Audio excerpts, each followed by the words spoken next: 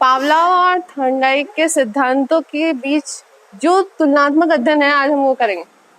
उनका जो सिद्धांत है वो किस बेसिस पे है और दोनों में क्या अंतर है, क्योंकि जो लास्ट क्लास हमने ली थी उसमें किसका अध्ययन किया था, स्किनर और पावलोव का। अब हम किसका अध्ययन करेंगे, पावलोव और थॉर्नडाइक का। पहले इनका एक्सपेरिमेंट जान लीजिए और पावलोव का तो कल आपको बताया था, फिर से रिवाइज कर दूंगी। थॉर्नडाइक ने क्या किया था, एक भूखी बिल्ली ली, ठीक है, उसको पिंजरे में बंद कर दिया, ठीक। उसके बाद उन्होंने एक एक्सपेरिमेंट किया। बिल्ली की नाक बहुत तेज होती है, आप लोग को पता है। उस पिंजरे के कुछ दूरी पे दिखे नहीं, मतलब बस एक मछली रख दी उन्होंने कि उसकी महक बिल्ली तक पहुंच जाए। अब बिल्ली को जैसे महक पहुंची, वो क्या की, कूदना शुरू कर दी। तो कूदी कूदी कूदी पूरा फर्श पे कूदी, फिर सलाखों के पास गई जो पिंजरा था, उसको हिलाया, उसको खींचा, उसमें से निकलने का प्रयास किया, लेकिन भोजन नहीं मिला।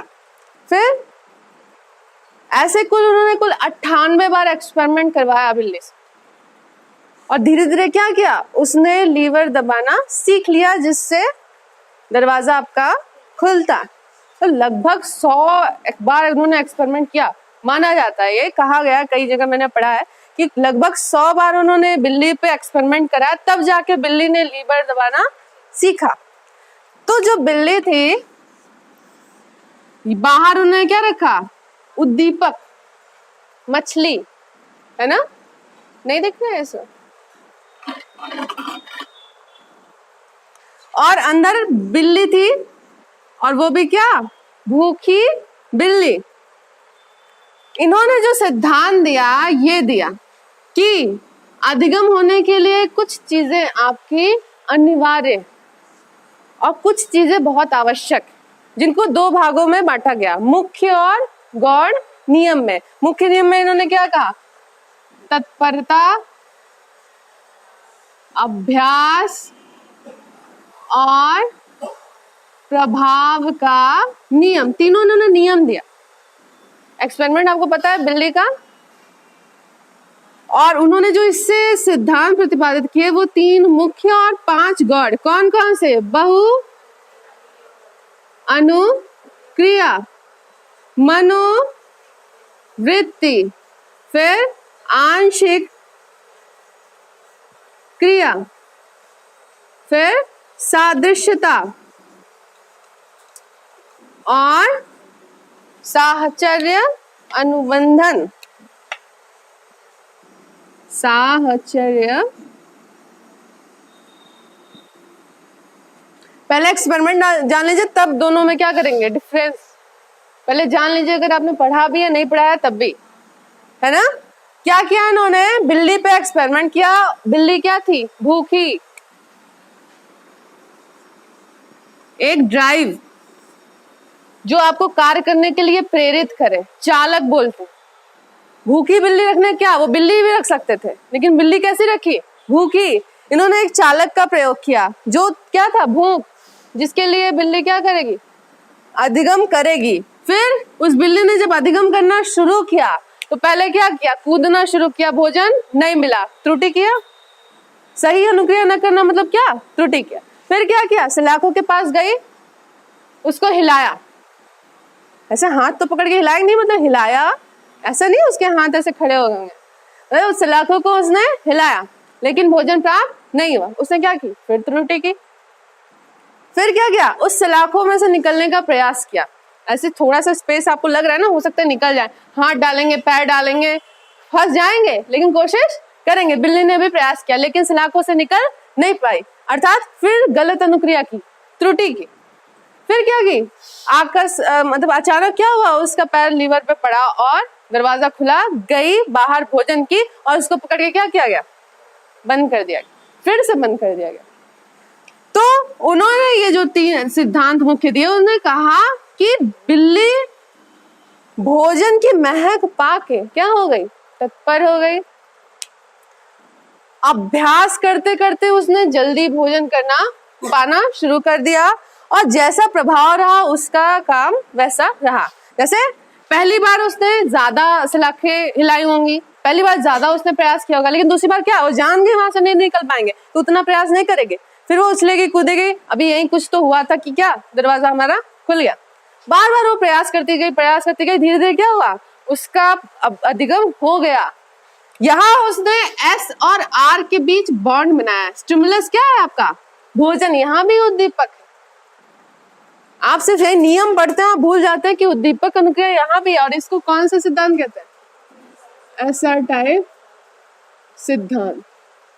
और इसको क्या कहते हैं, एस टाइप। आरएस या आर आपका स्किनर था, जिसमें रिस्पांस पहले आता है, इसमें क्या उद्दीपक आता है, और इसमें क्या उद्दीपक और अनुक्रिया दोनों आते हैं। लेकिन पहले क्या आया, उद्दीपक। यहाँ देखिए आपको पता चलेगा, एस क्या लिखा है, पहले भोजन आया तब ये क्या होगी, तत्पर होगी, कूदेगी, फांदेगी, कोशिश करेगी, त्रुटि करेगी। इसलिए और कौन सा इसको सिद्धांत कहेंगे, प्रयास एवं त्रुटि का सिद्धांत। ठीक, दूसरा इनका जो नाम हुआ प्रयास और त्रुटि। क्यों पढ़ा, इसने बार बार त्रुटि की और उस त्रुटि से सीखा। जितनी बार इसने अभ्यास किया क्या हुआ, त्रुटियां कम होती गई। ये जो बॉन्ड था वो क्या हो गया, बहुत ही मजबूत होता गया।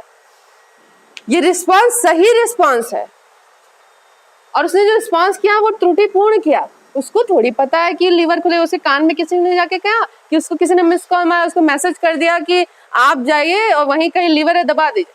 वो तो त्रुटि करके ही सीख रही है ना। इसलिए इस सिद्धांत को और क्या नाम से जानते हैं, प्रयास और त्रुटि।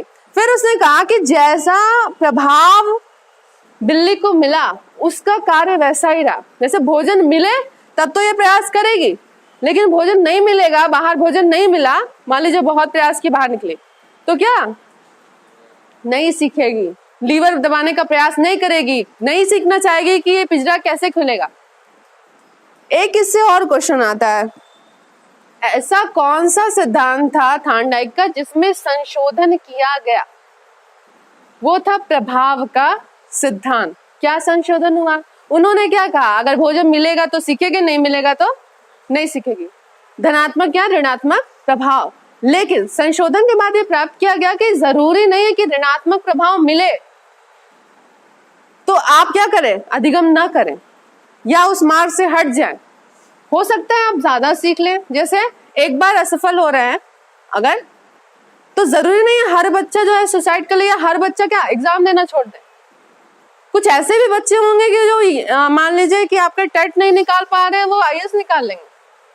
इतनी उनके अंदर लगन आ जाएगी, वो ड्राइव जो इन्होंने बताया उसी पे इसमें क्या हुआ, संशोधन, कि प्रभाव चाहे जैसा हो अधिगम होगा। जरूरी नहीं है कि ऋणात्मक प्रभाव हो तो अधिगम नहीं होगा। पहला इनका डिफरेंस तो इनके नाम में, इनका जो सिद्धांत है वो एसआर टाइप और इनका सिद्धांत क्या है, एस टाइप। अब इनका आपको सिद्धांत पता ही है, क्या था, एक प्रयोगशाला या प्रयोग कक्ष, इसमें कुत्ता था, ठीक है, उसको मशीन लगाई गई थी लार काउंट करने की, उसके सामने ऑब्जर्वेशन स्क्रीन रखी गई थी, अनुबंधन बनाया गया कृत्रिम, किससे, भोजन दिया गया उसको, तो उसने अपनी प्रत्यावर्ती क्रिया की। प्रत्यावर्ती क्रिया जैसे पलक झपकाना, जिसपे आपका कंट्रोल ना हो। अब जैसे लार गिराना जान के नहीं गिरा रहा है, ये देखिए इसमें एक क्रिया क्या है, प्रत्यावर्ती क्रिया। और स्किनर में क्या हुआ था, क्रिया प्रसूत। दो टर्म है, क्रिया प्रसूत, उसके सिद्धांत का नाम भी तो है क्रिया प्रसूत। जानिए क्या है, ऐसी क्रियाएं जिसमें आपका कोई संतुलन ना हो, जैसे लार गिरना, दुखी होने पर बहुत ज्यादा, जैसे रोना शुरू करे तो आंसू गिरेंगे, है ना, पलक आपके सामने कुछ है, फट से आपकी आंख बंद हो जाएगी, आप नहीं जानते लेकिन बंद हो जाएगी। हार्ट बीट करता है, क्या आप चाहें तो उसको रोक लेंगे, नहीं, जब तक चाहेंगे नहीं तब तक नहीं रुकेगी, समझ रहे हैं। उसके बाद वो क्रिया है जिन पे आपका पूरा पूरा संतुलन या आपका कोई उस पे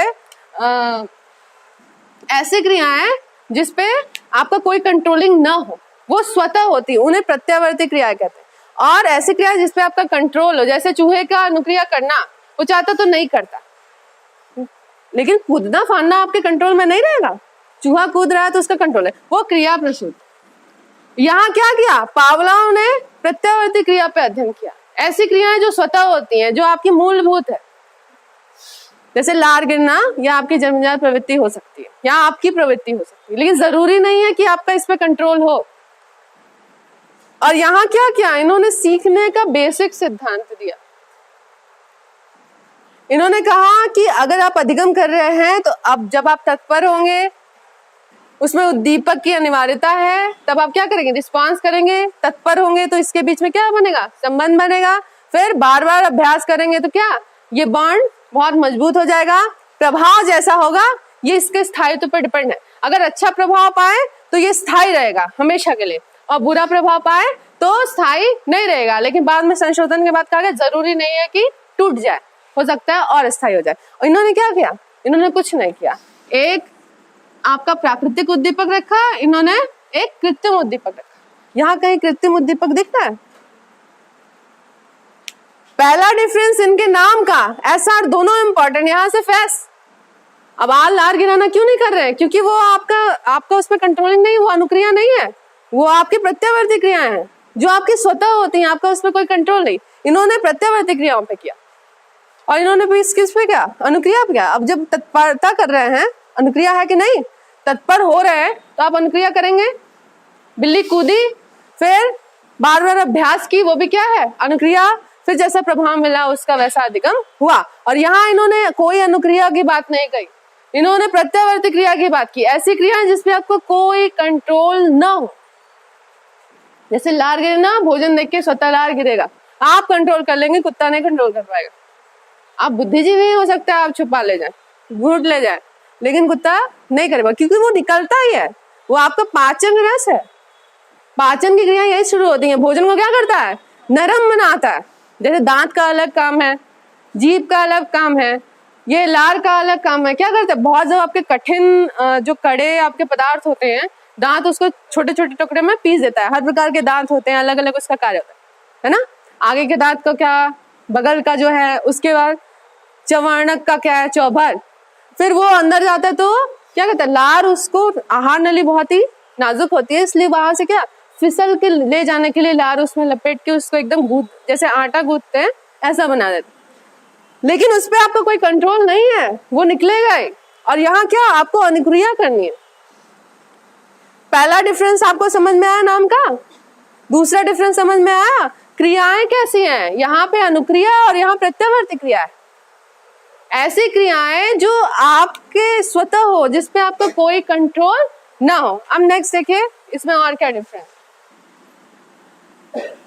इन्होंने जो उद्दीपक रखा वो क्या था, चलिए कृत्रिम, एक इसके साथ इन्होंने प्राकृतिक भी रखा था। पहले तो भोजन दिया ना, भोजन दिया वो प्राकृतिक उद्दीपक, बाद में क्या था, कृत्रिम। इन्होंने जो यूज किया उद्दीपक वो प्राकृतिक शुरू में यूज किया, नॉर्मल इन्होंने प्रत्यावर्ती क्रियाओं को बाहर निकालने के लिए। लेकिन जिसपे इन्होंने एक्सपेरिमेंट किया वो क्या था, कृत्रिम उद्दीपक। और यहाँ कृत्रिम उद्दीपक की कोई बात नहीं। ये इनका तीसरा डिफरेंस। यहाँ कृत्रिम उद्दीपक है कहीं नहीं। भूख लगी, मछली का प्रिय भोजन, बिल्ली का प्रिय भोजन मछली, अब वो क्रिया करना शुरू की। यहाँ बिल्ली की लार नहीं गिरा रहा, वो क्या कर रही है, अनुक्रिया कर रही है, कूद रही है, उस सलाखों से बाहर निकलने का प्रयास कर रही है। और यहाँ क्या, आपको एक कृत्रिम उद्दीपक दिखा के उस पे आपकी स्वाभाविक क्रिया को एकदम कन्वर्ट कर दे, एकदम, जिससे कोई रिलेशनशिप नहीं है। घंटी से लार का कोई रिलेशन नहीं है, लेकिन इन्होंने पूरा आपको मोल्ड कर दिया। और इन्होंने क्या किया, इन्होंने जनरल दिया। जैसे सीखने के लिए आपकी तत्परता अनिवार्य है, उसको स्थायी करने के लिए ज्ञान बार बार अभ्यास अनिवार्य है। जैसे आपको गणित में अभ्यास करना पड़ता है ना, या आप जो लिखते हैं, क्या एक बार लिखने में याद हो जाता है या समझ में आ जाता है, आप उसका अभ्यास करते हैं। उसके बाद क्या, जैसा आपको प्रभाव, मान लीजिए बहुत अच्छा नंबर मिला तो क्या, आप और मोटिवेट होते हैं उस काम को करने के लिए। ये आपके जनरल नियम है जो हर जगह फॉलो। ये आपका स्पेसिफिक नियम है जो कृत्रिम उद्दीपकों के लिए इन्होंने यूज किया, किसी को एक रास्ते से दूसरे रास्ते पे ले जाने के लिए, या किसी चीज में अनुबंधन जोड़ दीजिए जिसका कोई रिलेशनशिप ना हो, उससे उन्होंने अधिगम करा दिया। घंटी पे लार गिरवा दी, ये बहुत बार बार कह रही, इसलिए मतलब इतना ज्यादा कहने की जरूरत नहीं है कि लार गिरा दिया घंटी पे, लेकिन आपको समझने की जरूरत है कि बिना रिलेशन के अधिगम हुआ है। इसकी कुछ अच्छाइयां भी है। यहाँ तो आप क्या अनुक्रिया नहीं करेगी तो क्या करेगी, मर जाएगी, लेकिन यहाँ आप जबरदस्ती करवा रहे हैं, आप उसको कृत्रिम उद्दीपक दिखा रहे हैं और आप अनुक्रिया को उसको बाउंड कर दे रहे। यहाँ कोई बाउंडेशन नहीं है, ये नेचुरल प्रोसेस, ये सारी अधिगम का हर, जब आप शुरू से पढ़ते आए हैं आपने इसको महसूस किया होगा। जितनी तत्परता से आपने जिस कक्षा को पढ़ा होगा उतने अच्छे, या जिस विषय को पढ़ा होगा उतने अच्छे आपके मार्क्स आए होंगे, या मार्क्स भले ना आए आपको अभी तक उसका ज्ञान याद होगा, कौन सा चैप्टर था, क्या था उसमें, क्या जैसे आपका फेवरेट सब्जेक्ट, आप उसके लिए तत्पर होते हैं। अब देखिए इसमें एक चीज और है, इसमें न्यूरॉन्स की बात की गई। ऐसे न्यूरॉन्स, तंत्रिका तंत्र जो आपको मस्तिष्क से सूचना ले जाते, वही आपको तत्पर करते हैं, है ना। कोई चीज देखे ऐसे थोड़ी तत्पर, अब वो उद्दीपक देखा और तत्पर, क्या इसके दिमाग में संकेत गया बाहर भोजन है, तब ये तत्पर हुई। तो इसमें मेंटल आपका जो चीज है, वो कॉग्निशन जो होता है, संज्ञानात्मक चीजें, वो भी इन्वॉल्व हैं तत्परता तक में, कार्य को शुरू करने तक में, लेकिन आप उसको अभ्यास करके और प्रभाव उसका देके उसको सिखा सकते हैं। और यहाँ क्या आपको सोचना समझना नहीं है, इसमें क्या सोचना, कृत्रिम चीजों से आपको जबरदस्ती आदतों का निर्माण करवा रहा है, आपकी आदत बना रहे, घंटी देखो और लार गिराओ, क्योंकि घंटी क्या है, भोजन का पहला स्टेज है, जबकि ऐसा कुछ नहीं है। यहाँ आदत निर्माण होती है और ये आपकी स्वतः क्रियाएं होती हैं, ये भी एक बहुत बड़ा डिफरेंस है। फिर मंद बुद्धि बालकों की उस दिन बात की गई थी, इसमें आप उनको बहुत अच्छे से सिखा सकते हैं, क्योंकि बहुत ज्यादा अनुक्रिया नहीं कर पाते, उनकी IQ जब क्या हो 70 से कम हो तो मंद बुद्धि के बालक कहे जाते हैं। 71 या 70 ये रेंज होती है IQ की, अगर उससे कम है तो उस बालक को हम मंद बुद्धि बालक कहते हैं। और जैसे उसको खाने का तरीका नहीं पता, आप उसको इस सिद्धांत से आराम से उसकी आदतों का निर्माण कर सकते हैं। नहीं पढ़ पा रहा है, आप उद्दीपक नहीं, ऐसे होता है, हम तुमको टॉफी देंगे, हम तुमको ये करेंगे, करते हैं ना। जो बच्चा नहीं सीखना चाहता है एकदम, उसे सिखाने के लिए आपको कुछ ना कुछ उद्दीपक का प्रयोग करना होगा, और वो जरूरी नहीं है कि उससे उस पढ़ाई का कोई रिलेशन हो। यहाँ पे संबंध आवश्यक नहीं, इसलिए सिर्फ एस टाइप है, यहाँ आर से कोई संबंध नहीं। आप बना रहे हैं क्या अपने, जो आपका एक्सपेरिमेंट है उसके द्वारा, कि कृत्रिम भी वही है जो प्राकृतिक है, तभी ना उस पर भी अनुक्रिया हो रही है, यहाँ कोई संबंध नहीं है। लेकिन यहाँ क्या है, उद्दीपक देखेंगे, अनुक्रिया करेंगे, तब थॉर्नडाइक का रूल आप फॉलो करें। यहाँ सिर्फ उद्दीपक रहे तो आप क्या करेंगे, सीख लेंगे, और यहाँ उद्दीपक रहे तो रिस्पॉन्स करेंगे, तब सीखेंगे। अर्थात इसमें दोनों इंपॉर्टेंट है, और इसमें सबसे इंपॉर्टेंट क्या है आपका, क्योंकि रिस्पॉन्स तो आपका स्वतः वाला है, वो आप करिए चाहे ना करिए खुद ही होगा। तीसरी चीज इसमें बोला आकस्मिक उसका पैर लीवर पे पड़ गया, है ना, कहा ना पड़ा होता तो, मान लीजिए आपने ऐसी जगह लीवर रखा हो कि वो कोने में जा ही नहीं रही हो, अचानक आप कोई परिस्थिति कर दीजिए, या अचानक संयोगवश सीखना, प्राकृतिक तो है, प्रकृति आपको सिखाएगी, लेकिन हर जगह नहीं हो सकता। अगर उसका पैर नहीं पड़ता लीवर पे तो कभी बाहर निकलना नहीं सीखती ना। लेकिन यहाँ आपने उसको एकदम बाउंड कर दिया कि तुम सीखो, भले वो चीज गलत हो, घंटी भोजन नहीं है, लेकिन क्या तुम सीखो। ये मनोवैज्ञानिक विधि है,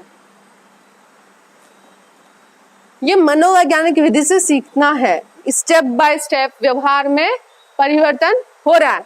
इसमें आपका मनोवैज्ञानिक विधि के अंतर्गत इसने एक अलग विधि यूज की, अनुकूलन।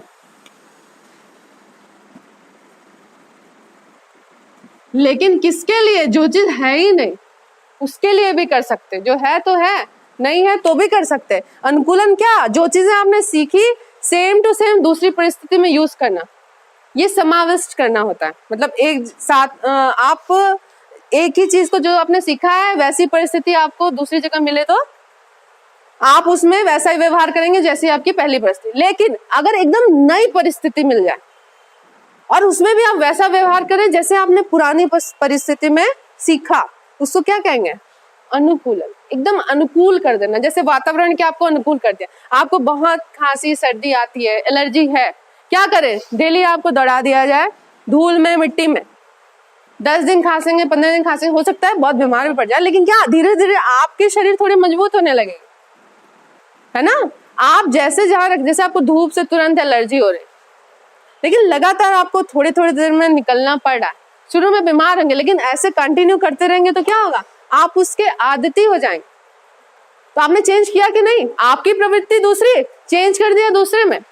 इसमें पूरा एकदम ट्रांसफॉर्मेशन हो जाता है, एक का दूसरे में, प्राकृतिक का कृत्रिम में। और इसमें ऐसा कुछ नहीं, ये पूरा एक नेचुरल प्रोसेस। क्या आपके माइंड में न्यूरॉन्स गए, आपको तत्पर किया, आपने एसआर के बीच बॉन्ड बना लिया, मतलब जो दीपक है आपने उसके प्रति अनुक्रिया कर दी। फिर क्या हुआ? अभ्यास कर करके इसको और मजबूत बना लिया, सीख लिया, त्रुटि नहीं की। पहली बार जितनी त्रुटि की बाद में नहीं की। फिर क्या? जैसा प्रभाव मिला आपका वैसा अधिगम हुआ। ये एकदम नेचुरल प्रोसेस है, ये हमेशा से प्रकृति हमें इसी नियम से सिखाती आई, क्योंकि वो जो बिल्ली थी वो भी तो प्राकृतिक प्राणी है।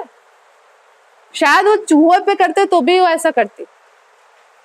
जैसे चूहे को मिला पुनर्बलन, अंदर ही मिल गया, लेकिन अगर उसे अंदर ना मिलता, उसे बाहर पता चल जाता कि बाहर चीज रखा है, उसे चीज बहुत पसंद है, तो शायद वही क्रियाएं वो चूहा भी करता। अर्थात ये एक नेचुरल सीखने का नेचुरल सिद्धांत, लेकिन ये नेचुरल सिद्धांत नहीं है, इसको मोल्ड किया गया, अनुकूलित किया गया, एकदम नई परिस्थिति, एकदम कृत्रिम परिस्थिति, किसी भी परिस्थिति में सिखा दे। लेकिन ये अच्छा नहीं माना जाता कि आप किसी को उद्दीपक दिखाइए तब वो अनुक्रिया करे। मान लीजिए ऐसा कोई सब्जेक्ट है जिसमें आपके पास उद्दीपक ना हो, है ना, तो आप इससे ज्यादा आसानी से सिखा सकेंगे बिना उद्दीपक के। थोड़ा बहुत आप उसको मोटिवेट करेंगे, वो क्या होगा? तत्पर हो जाएगा, अभ्यास करेगा और जैसा प्रभाव मिलेगा उसका अधिगम होगा। अब इसमें देखिए कुछ चीजें और है, बहु अनुक्रिया, मनोवृत्ति, आंशिक क्रिया, सादृश्यता, साहचर्य, अनुबंधन। ये मुख्य नियम इसलिए क्योंकि ये अनिवार्य है। अच्छे अधिगम में या अधिगम के स्थायित्व में ये अनिवार्य तत्व है, लेकिन ये गौण नियम है। इनकी आवश्यकता ये अधिगम को और स्थायी बना सकते हैं और अच्छा बना सकते हैं। जैसे बहु अनुक्रिया, आप एक ही क्रिया करके तो नहीं सीख सकते। बिल्ली ने क्या किया? बहु अनुक्रिया किया। जैसे स्टिमुलस था, उसका रिस्पॉन्स कितना ज्यादा था, R1, R2, R3, R4, ये अलग अलग रिस्पॉन्स है। जैसे उसका कूदना, सलाखों के पास आना, हिलाना, सलाखों से निकलने का प्रयास करना, फिर क्या? लीवर दबाना और निकल जाना। कई क्रियाएं करी ना उसने, इसे बहु अनुक्रिया का सिद्धांत कहेंगे। इसे जोड़ रही है, डायरेक्टली नहीं है, ये और भी चीजें इसी में समाविष्ट है, लेकिन आपको समझना पड़ेगा कई प्रकार की अनुक्रियाएं करके तब आप अधिगम स्थायी रूप से कर सकते हैं। दूसरा क्या? मनोवृत्ति, जो उसका ड्राइव था, जो उसे मोटिवेट कर रहा था कि भोजन चाहिए चाहिए चाहिए, क्या? भूख।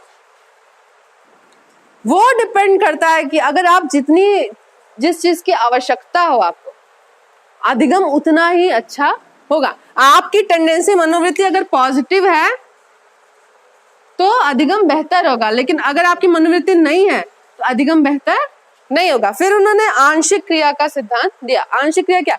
जैसे विश्लेषण, जैसे पूरा है आपका सिद्धांत, एक क्रिया में आपने किया, उसी को छोटे छोटे भाग में बांटिए, छोटा छोटा छोटा, है ना। वो कूदी होगी बाई चांस, क्या एक ही पैर से एक बार उसने दबाया होगा, उसने हाँ दूसरे पैर से दबाया होगा, वो गिर गई होगी, हो सकता है एक बार वैसे दब गया।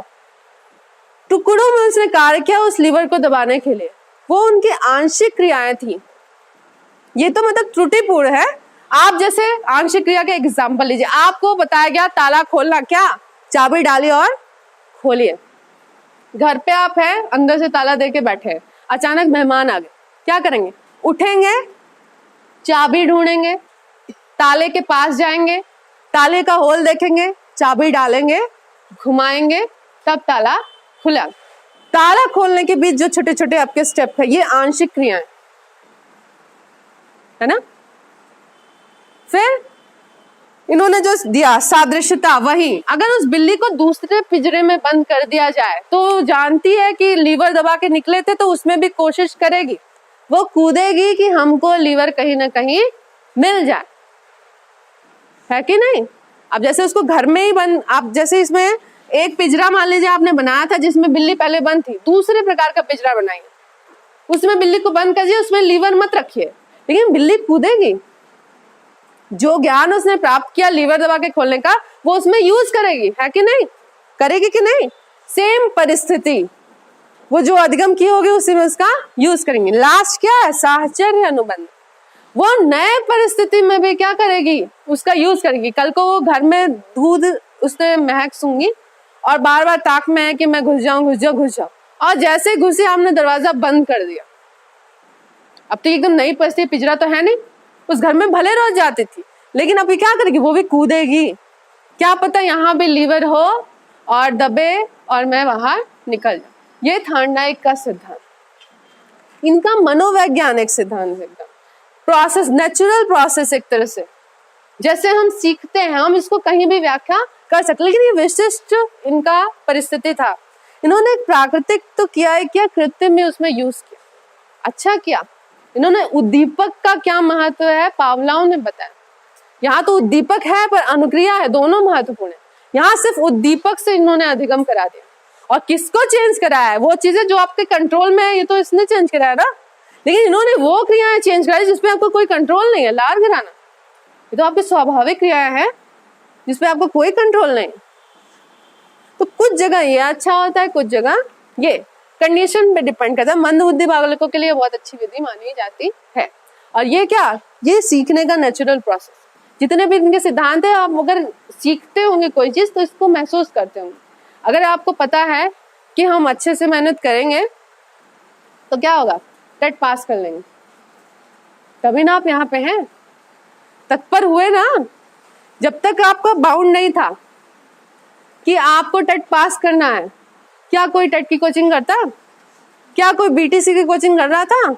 आज बीटीसी के बच्चे हर सेमेस्टर के फर्स्ट सेमेस्टर में एंट्री लिए हैं, तब से कोचिंग करना स्टार्ट करी। क्यों, वो तत्पर हो चुके हैं, उनको पता है कि हमको वो चीज पानी है, प्रभाव उनको दिख रहा है और वो तत्परता दिखा रहे हैं, और जैसे उनकी क्रियाविधि रहेगी वैसे उनको रिजल्ट मिलेगा। लेकिन इसमें याद रखिएगा, दो प्रकार के आपके प्रभाव, पॉजिटिव और निगेटिव। संशोधन के बाद निगेटिव को ये नहीं माना गया कि ये होने से आपका अधिगम नहीं हो। पूछा जाए कौन सा ऐसा सिद्धांत जिसमें संशोधन हुआ, तो कौन सा सिद्धांत है, थार्डनाइक का प्रभाव का सिद्धांत। ये इस साल नेट में पूछा गया था एजुकेशन।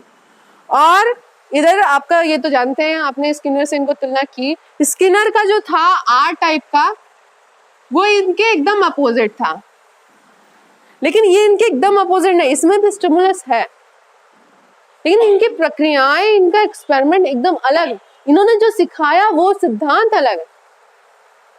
इन्होंने सीखने के बेसिक नियम दिए जिससे हम सीखते हैं, और इन्होंने क्या किया, आपके व्यवहार को ही बदल दिया एकदम। आपकी वो क्रियाएं जिन पे आपका कोई नियंत्रण नहीं, उनको भी चेंज कर दिया। नियंत्रण होता तो मेरा मन, मुझे भूख नहीं लगी है, मैं पिंजरा नहीं हिलाऊंगी, नहीं खोलूंगी, या भूख ही लगी है, क्यों बंद किया, नहीं खाऊंगी, मर जाऊंगी, नहीं खाऊंगी। जैसे आप लोग की तरह गुस्सा आ जाए, मम्मी पापा डांट दें तो कहेंगे नहीं खाएंगे, है ना। और मान लीजिए बिल्ली वैसा करती, जब अनुक्रिया ही नहीं करती तो क्या, नहीं सीखती। यहाँ क्या किया, उसने बाउंड कर दिया, चाहे चाहे ना चाहे, लार गिराई उसने, घंटी पे लार गिराने का कोई औचित्य था। सीखा कितना, देखिए सीखना कितना खतरनाक भी हो सकता है। ये चीज पावलोव ने पहले ही आपको बता दी कि जरूरी नहीं है जो चीज नेचुरल है वही आप सीखे, जो कृत्रिम है उस पर भी आप वही रिस्पॉन्स देंगे, और बिना चाहे आपका उस पर कोई कंट्रोलिंग नहीं होगा, आप सीख लेंगे, ठीक है।